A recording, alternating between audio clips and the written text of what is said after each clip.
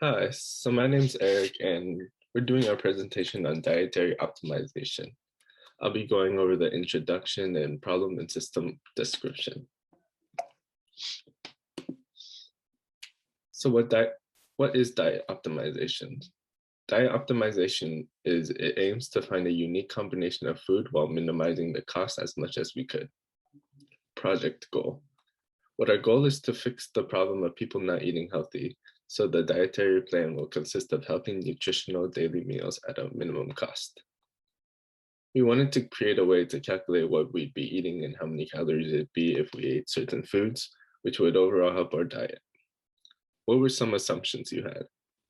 Some assumptions we had were that we assumed you'll be eating these foods every day, and we disregarded what your taste buds were like, because we did this because we wanted to just compute a healthy, nutritious meal at a minimal cost. Data collection. We collected data for the linear programming model by going onto Trader Joe's website and recording different healthy food products' calorie count, how much they weigh, and the cost of them. And to summarize all the key input data, there were amount, serving sizes, weight amount, and cost. And you'll see all of these in the next slide about the linear programming model. In order to minimize the cost when researching the goal of healthy diet, we built an LP model for the diet optimization. We define Xi as linear to determine select or not select certain kind of food. Xi equals to 1 if we select and 0 otherwise. Then we can get a formula related to the cost, which is shown in the picture, and our goal is to minimize it. Besides, in order to make sure the balance input, only one receipt can be selected from each category, which means that the total value of each category should be 1.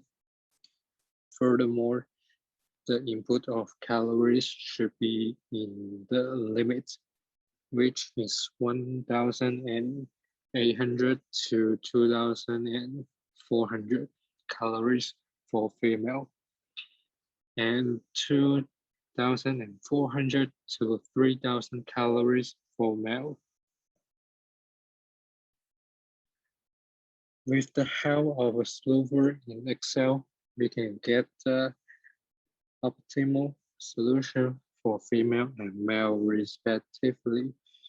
For female who want to minimize the cost to keep diet, she should select broccoli, butternut squash, peas, potatoes, blueberries, pasta, and low-fat yogurt. Free-range brown eggs, tuna, peanut butter, and sesame oil as diet. It will produce 1,801 calories, and the cost is $11.68.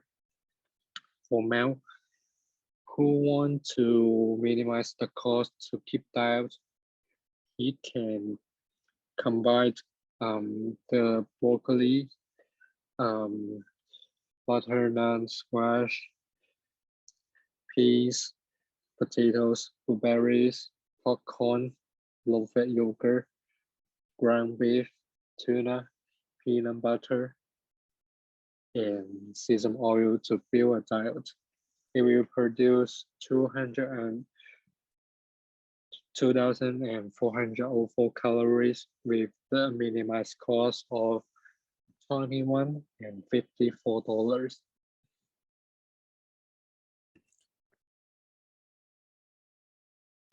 So we understand what this current model we have is doing. Its objective is to minimize the cost of groceries for students while staying within calorie limits and maximizing the amount of nutrient-dense produce they can have in their daily diet.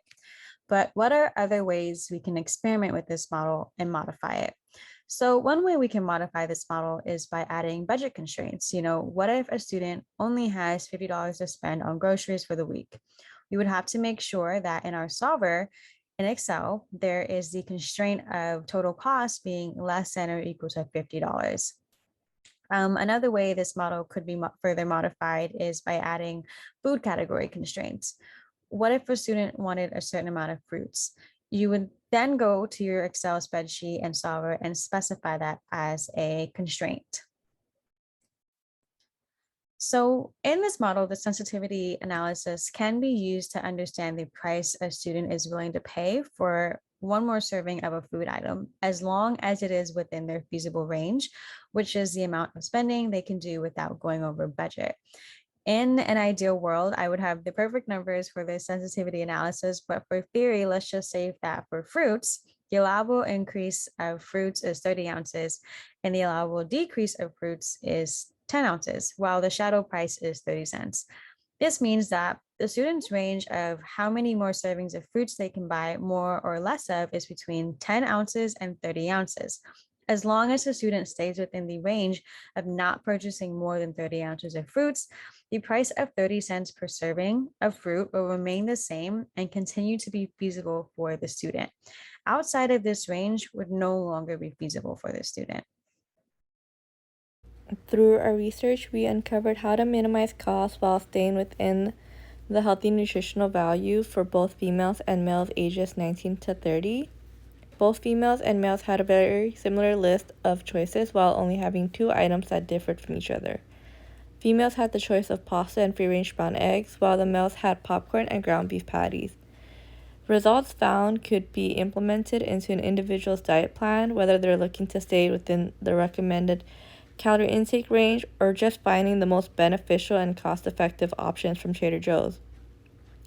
Regarding the model, it was difficult to model due to the individual constraint of each food item.